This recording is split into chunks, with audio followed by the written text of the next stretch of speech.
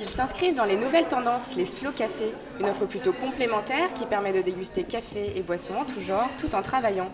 Actuellement, on en compte moins d'une dizaine à Lyon, mais ce ne sont pas les seuls à s'assimiler à la mode américaine des coffee cozy. Étudiants et jeunes actifs sont pour le moment les plus adeptes à la nouvelle tendance. Nous les avons suivis afin de comprendre pourquoi ils travaillent mieux dans ces cafés nouvelle génération.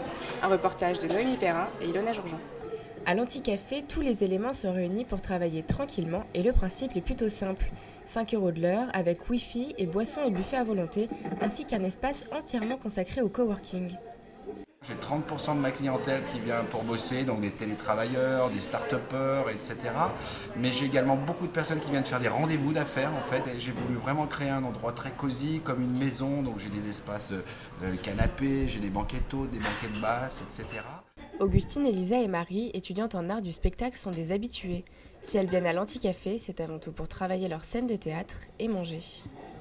C'est un peu notre rituel, entre guillemets, on se retrouve souvent là, c'est un endroit assez sympa et calme. Soit si on veut se couper aussi des gens qui jouent ou qui parlent, on peut venir dans cette pièce qui est plutôt fermée, donc ça permet un peu d'isoler aussi. Puis en général, tout le monde est aussi assez respectueux, sauf nous. Changement de décor et surtout de concept du côté de chez Slake Coffee House. Ici, le lieu n'est pas présenté comme un café coworking.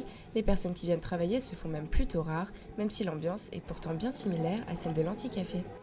Du coup, on a beaucoup de touristes qui viennent et qui du coup font que la clientèle change régulièrement.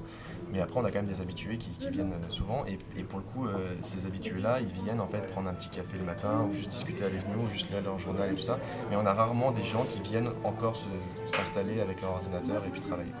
Qu'ils soient dédiés au coworking ou à simplement boire un bon café, ces espaces restent selon les clients tous adaptés au travail avec une ambiance particulièrement motivante.